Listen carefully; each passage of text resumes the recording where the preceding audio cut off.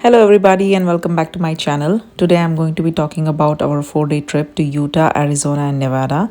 We covered a lot of places during these 4 days, so let's dive in.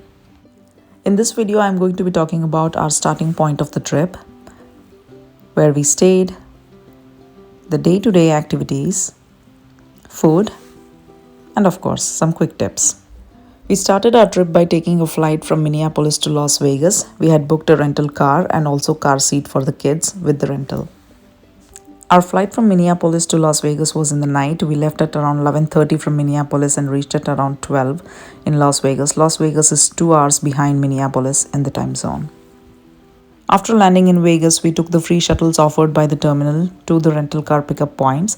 It's a little bit far away from the terminal itself. We booked a hotel that was very much nearby the airport. We did that to just avoid the journey during the night and also to get some good sleep before we start off the next day. After getting some good rest and sleep in the night, we started off at around 10 a.m. in the morning from Las Vegas into Utah.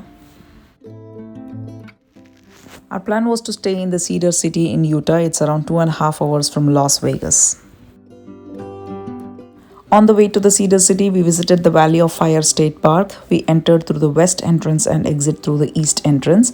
It's a beautiful state park. If you are just planning a drive-through, it takes you around 2 hours to 3 hours of your time in the journey. There is an entrance fee to the state park. Nevada vehicles will be $10 and non-Nevada vehicles will be $15. There are 2 points in the state park that I thought was worth visiting. One is the Beehive point. You can see the beehive-like formation of these rocks. It's a beautiful point where you can get down with the kids and the kids can actually climb these rocks. It's not too high, but definitely monitor them when they're doing that. The most popular road of the state park is the Mustang Road. Do not miss this. It's a beautiful drive through this one and I've never seen something like this. It's one of a kind. There are picnic benches at different spots in the state park. You can get down and have some food if you are hungry. Overall, it takes around 2 to 2.5 hours to cover this entire state park by a drive-through.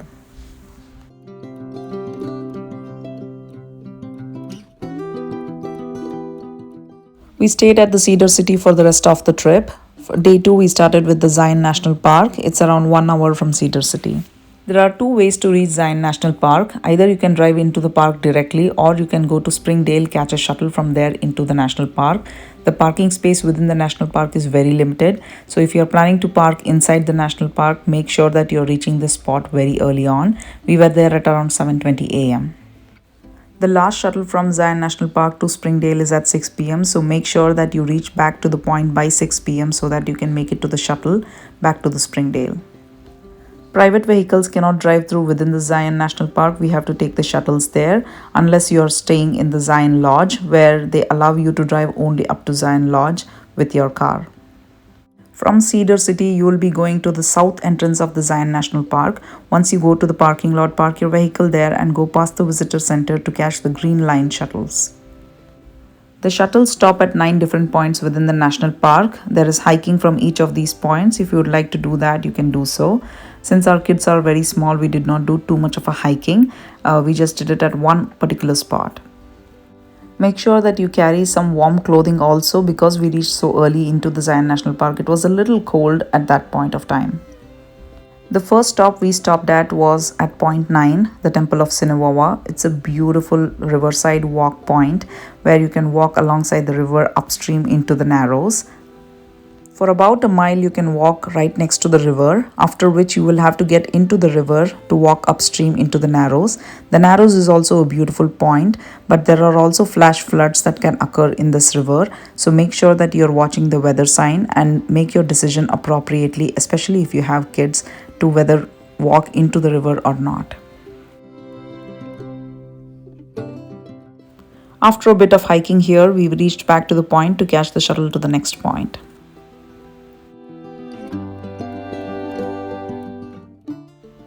The second point that we stopped at was The Bend. It's a very beautiful spot with the mountains surrounding you. It's really nice to get down here and take a lot of pictures. Just make sure that you're holding on to your kids because there are no guardrails here. Angel's Landing is one of the most popular hiking also on this spot. The hike is really narrow and very much steep, where you have the cliff on both sides, so make sure that you're comfortable with heights if you decide to go on this hike. Our third point was the Zion Lodge. This is the only lodge within the national park. You can also make some bookings to stay inside this lodge if you want to. We got down here just to get some coffee and some breakfast. You could also do some shopping here for the souvenirs if you would wish to. There are a lot of Native American souvenirs that are available in the shops here. It's really beautiful to just sit down and relax at this point. Our last stop was the Human History Museum, just to know about the inhabitants of this land many years ago. If you are not going to hike within the Zion National Park, then you can finish the park within half a day and go to the Bryce Canyon National Park, which is 30 minutes away from here, and cover that too within the same day. Day 3, we started with the Antelope Canyon in Arizona. We traveled to Arizona from Cedar City. It's around 3 hours from there. So we started off very early. We chose to do the lower Antelope section rather than the upper Antelope because upper Antelope is going to be a little tough when you have kids. It's a guided tour that is operated by 2 companies here. One is called the Ken's Tours, the other one is Dixie's Tours.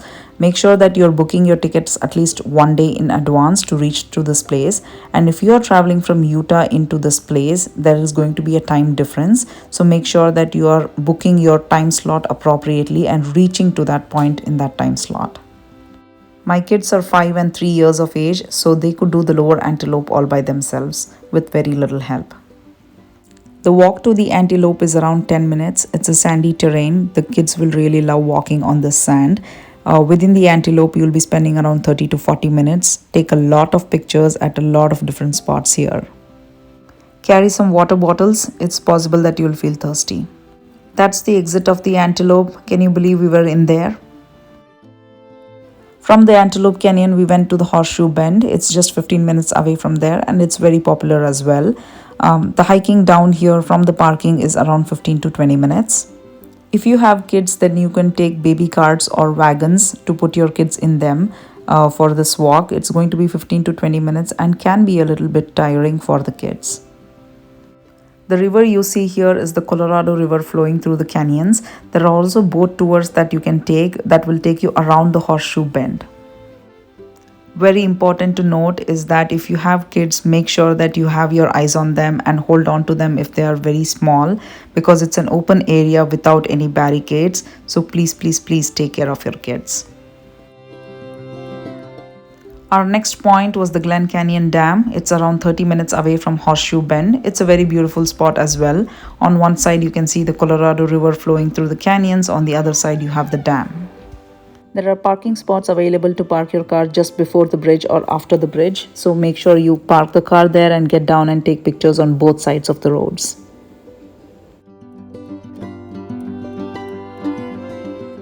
Our last stop for the day, the Bryce Canyon National Park. The entry fee to the Bryce Canyon National Park is $35 per vehicle. The drive-through is 18 miles one way, so it is 36 miles going in and coming out of Bryce Canyon National Park. The first point we stopped at was the Swamp Canyon National Park. This is the first point as you enter into the Bryce Canyon. It's a nice spot where you can get down and take some pictures. The next point was the natural bridges. This is a very nice point to see those natural bridges in the hoodoos. I would highly recommend this point. The third point was the Agua Canyon. The unique thing about this point was the hoodoo that shoots up right in between all the other canyons. The fourth point was the Inspiration Point. This is one of the best point in the Bryce Canyon National Park. Do not miss this. You see a vast area of all the hoodoos here. It's a very beautiful view. Important is to hold on to your kids even at this point. There are some places where there are barricades, but there are some places that are open. So make sure that you're holding on to your kids at this point. It's very important. Within the Bryce Canyon National Park, you also have shuttles that you can take to go around to the different spots. After an eventful day 3, we headed back to the hotel to get some rest and gear up for the next day. Day 4, we started out with the Hoover Dam near Las Vegas. This was the day we were checking out of Cedar City, and then we were taking a flight in the evening back to Minneapolis. On the way, we stopped at the Hoover Dam. Hoover Dam is also one of the engineering marvel. That's a must-visit place near Las Vegas. It's a very beautiful spot where you have this bridge that overlooks the Hoover Dam. And then you can also go on the Hoover Dam to overlook the bridge. Both of them are very beautiful. I would highly recommend this.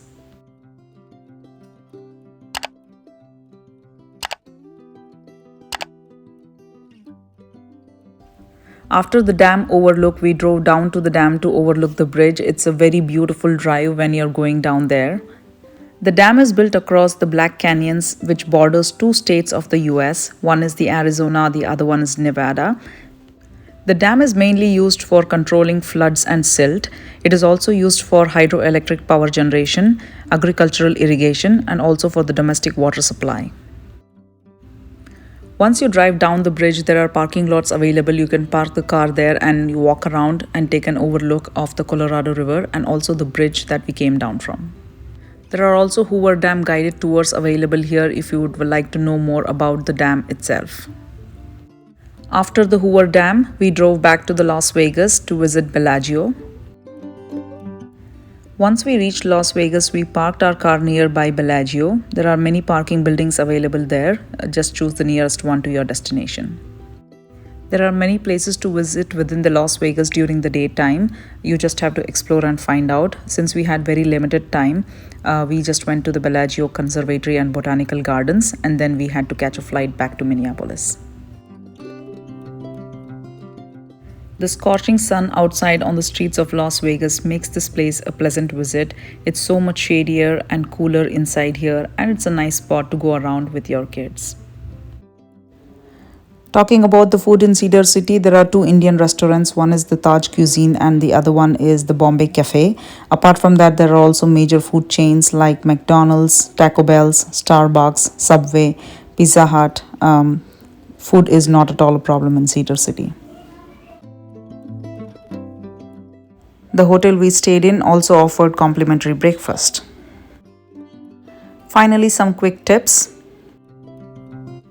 Number 1, all the 3 states and the places that we visited are deserts, so keep yourself hydrated and always have a carton of water in your vehicle.